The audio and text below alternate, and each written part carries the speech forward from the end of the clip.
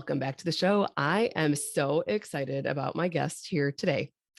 This is my friend and my colleague, Dr. Anna Maria Temple, who is a holistic pediatrician. And I am so grateful to have you here. And I am so grateful that there are doctors like you within the medical field that aren't always just jumping first course of medications, right? So you do so many other things.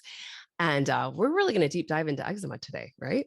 Yeah, I'm so excited to be here. I feel like I haven't seen you in so long. So it's so I know. nice to get together and have a little chat. And we're going to get deep into eczema and how we can heal our kids with less medications. There's entirely too many medicines going around.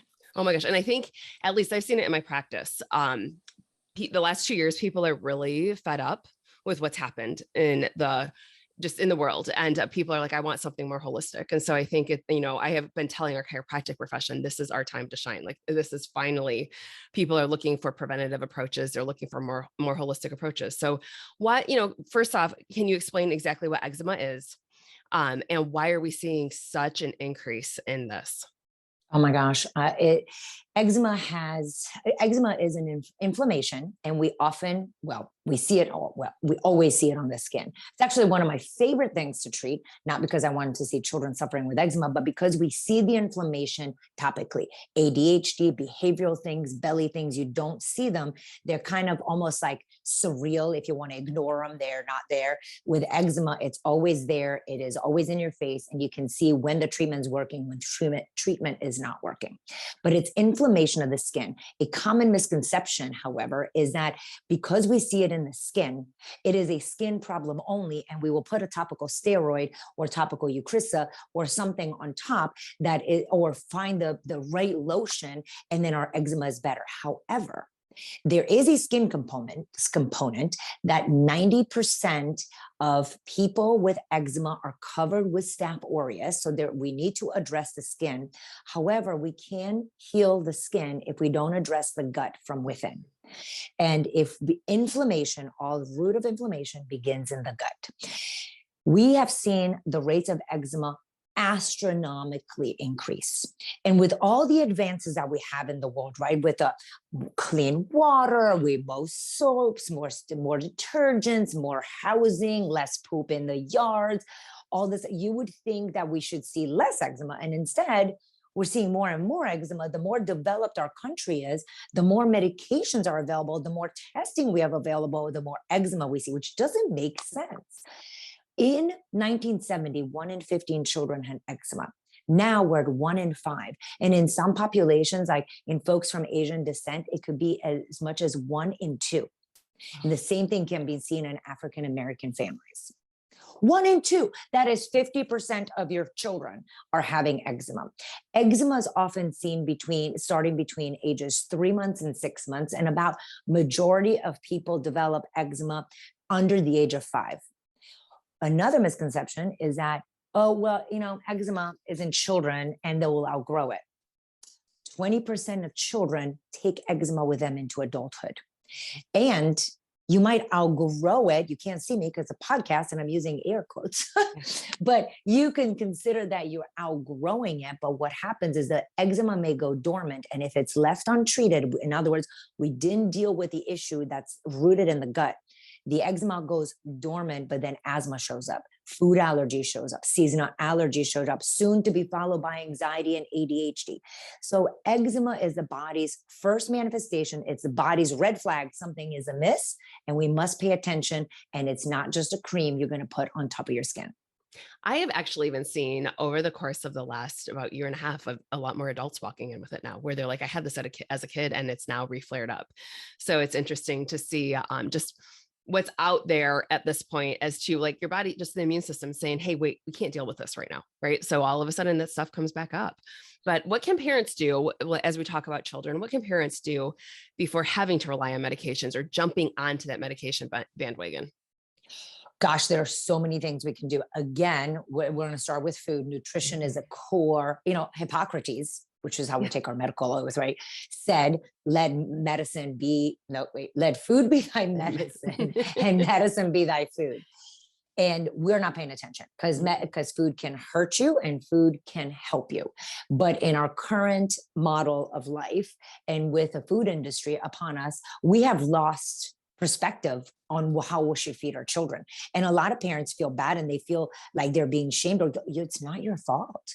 Like, you don't know. My children, two of my children had eczema, and I'm a pediatrician. I didn't know. Even my dog had eczema. Honestly, the dog had eczema.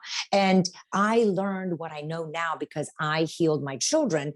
And it was, and all I did, I started with food. I went to a nutritionist talk, and all she would talked about one day at 7:30 in the morning in a freezing classroom of 1-year-olds, where we were all stuck to these little desks. And all she talked about was sugar. And I was like, wait, hold on. Because I'm like, well, I was feeding my kids strawberries at lunch and broccoli at dinner. And I was like, I'm doing so good. I'm a pediatrician. I know how to feed my kids. And turns out that my children's diet were laden with sugar. So number one, processed foods and sugar. A lot of people are like, oh, it's just Easter candy. It's just Halloween candy. It's just birthday cupcake. It's just, and before you know it, it's continuous packaged foods with food coloring and preservatives. So the first thing I say is watch the packaged foods. If you can't read it, don't eat it. Step one of eczema treatment. Number two, we're going to decrease our sugar, and it's added sugar in children. We're not going after the fruits. Obviously, if all the child is eating all day long is fruits, we have to have a discussion. But fruits, we're not going to, whenever people go, oh, sugar, fruits. I'm like, no, it's actually the cookies. It's actually the Lucky Charms. Leave the fruits alone. We're going after the muffins, So keep your added sugar to less than 24 grams per day. The nice thing is that as of 2022, the food labeling now is mandated that when you turn a box around, you will see added grams of sugar on the label. That's the number you're looking for. That's the number you want, less than 22 grams per day.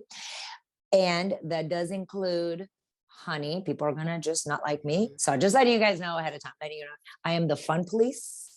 And people always see me coming and they run the other way.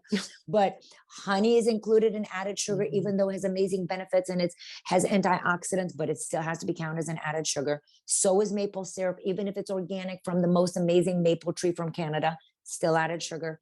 And we got to be careful with stevia, monk fruit, and all the fake sugar, which allulose is the newest one. Yeah. It is 1,000 times sweeter than regular sugar. In children who eat allulose, stevia, monk fruit, and the other non-nutritive sweeteners, we've shown that those kids eat actually more carbs, more sugar. They have more weight issues, more eczema issues, and more chronic illnesses. So what I tell my patients all the time, I'm like, when it seems too good to be true, it probably is. So we got to pay attention. Okay, sugar.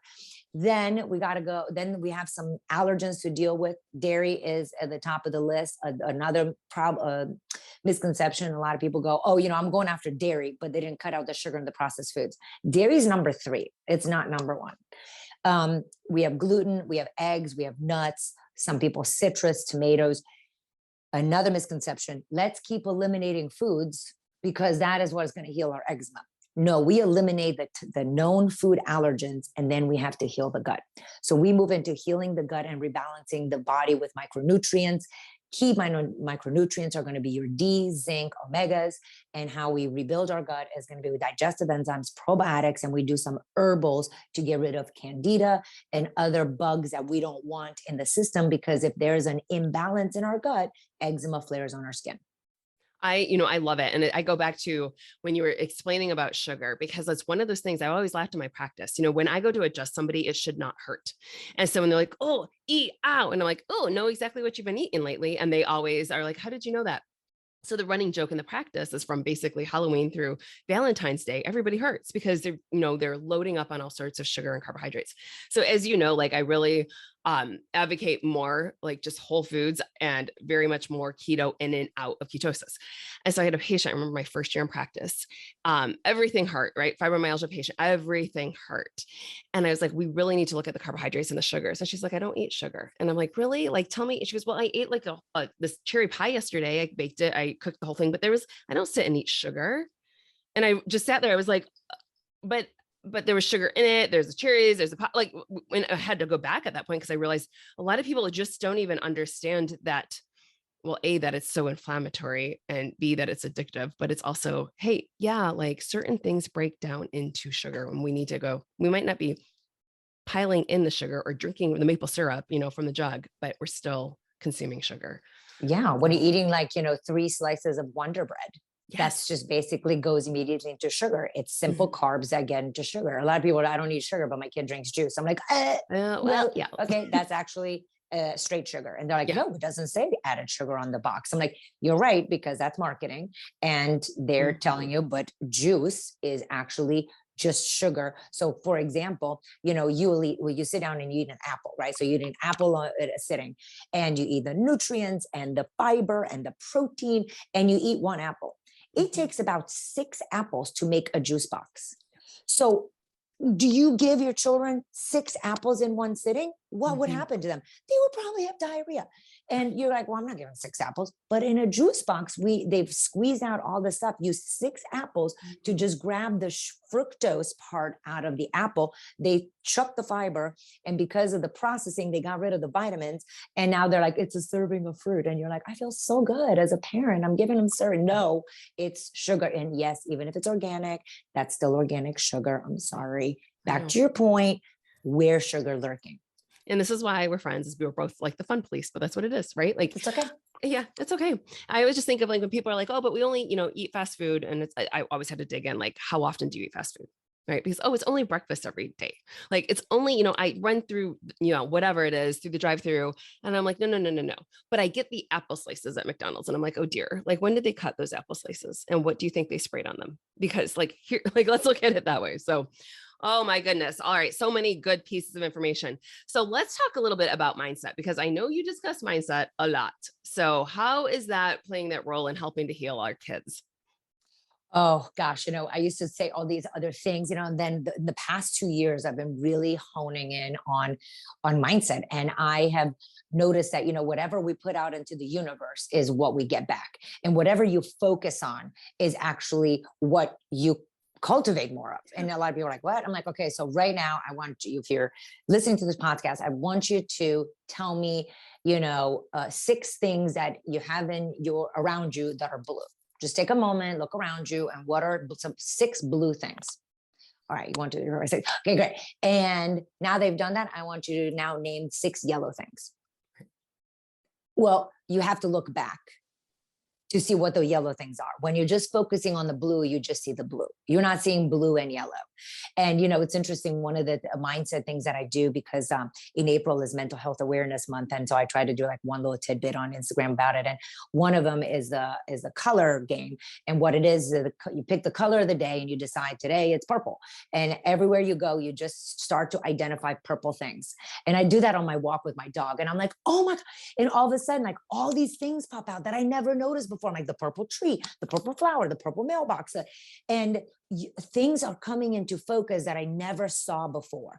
Just like the sugar came into my focus on that day in that elementary school, 7:30 in the morning. It was never in my focus. And then one day it became my focus. And then you can only see sugar. And, and it wasn't in my husband's. I mean, we fought over food for 5 years after my epiphany.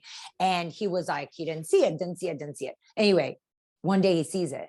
That's why I told all my families, I'm like, the downside of working with me is that once you see, you can't unsee. Mhm. My apologies. Because then like my husband goes to the school lunch with my son, and he comes back, 5 years later, like from when the journey begins. And he's like, oh, I mean, can you believe what they serve at the school? Have you seen the kids' lunches? Did you see what they bring? I'm like, are you kidding me right now? And he's like, have you seen what the kids bring to school as lunch? I'm like, it's just sugar. I was like, that's right. My man started to see. And once you see, you can't unsee. And as you start seeing the sugar, you really start paying attention. You're like, well, I'll be darned. It is everywhere. Yeah, even in the Everywhere. hospitals, right? Like you think of what they feed for when somebody's in the hospital. I'm like, oh, you've got to be kidding me. Like, It is the worst. And then, I might have done a post on that. And I had doctors that were like so angry with me. They're like, what is your agenda?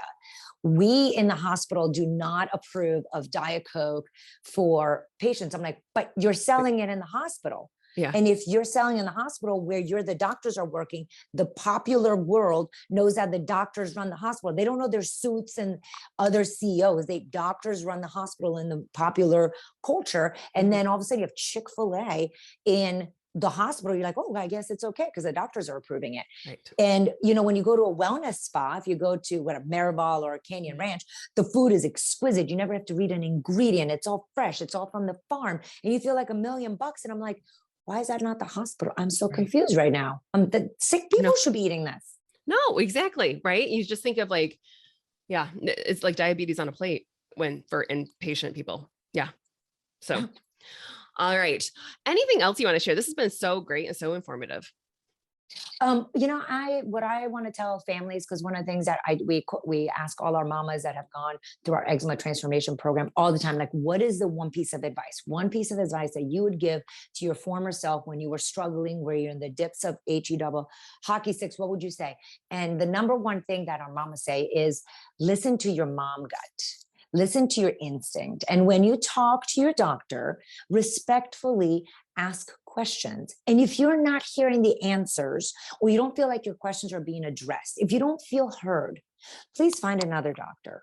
There's so many doctors these days, and doctors come into medical doctors, naturopathic, chiropractors. There's so many different types of providers out there. And the one may not be the right fit for you, but that doesn't mean that's the end of the road. And it doesn't mean that that's the cards you were dealt. So when I looked at my children who were suffering with eczema, asthma, allergies, chronic constipation, ear infections and all, I didn't, I was like, I kept going along with a plan. And then one day I was like, wait, what? This is no longer the rest of the story. This cannot be. And I started questioning, and I started thinking differently, and I started being open to other possibilities, because antibiotics were no longer an option. Antihistamines were no longer an option. Topical steroids were no longer an option. When that became no longer an option, I had to come up with something else, which meant I had to open my eye, believe and trust other things. So there are answers out there, guys. Trust your instinct. And when you're not heard, look to somebody else, because there's plenty of people that can help you. I love it. And I always tell patients, I'm like, you hire us, you fire us. Like, literally, it's not just because they're in your network or whatever it is, doesn't mean you're stuck with that person forever. No, right?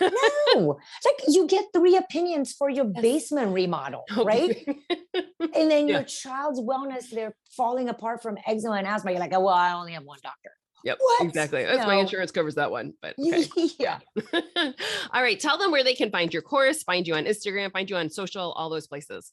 Well, I'll tell you, one place you will for sure find me is at the grocery store, where I'm always shopping for you guys. I'm at Costco, Target, and Walmart every weekend, because I am showing you that wellness does not have to be expensive, that there are plenty of great options in whatever store is near you. And I show you how to read the ingredients so you too can avoid and heal from chronic disease. You can find all these on my YouTube channel, which is under Dr. Anna Maria Temple. Same thing under my Instagram. They talked me into TikTok now, so now I'm on TikTok. It's all Dr. Anna Maria Temple. And I give tons of information, and I try to make wellness easier for all families, regardless of income and regardless of where you live in the world. I love it. And that's the whole name of our podcast, is Healthy Living Simple. That is my little mission, which I love. Dr. Anna Maria, it is so great to see you. I think I'll see you here shortly in real life, but I'm looking forward to it. I can't wait. Good to see you. All right. Thank you so much for your time today. Thank you so much for having me.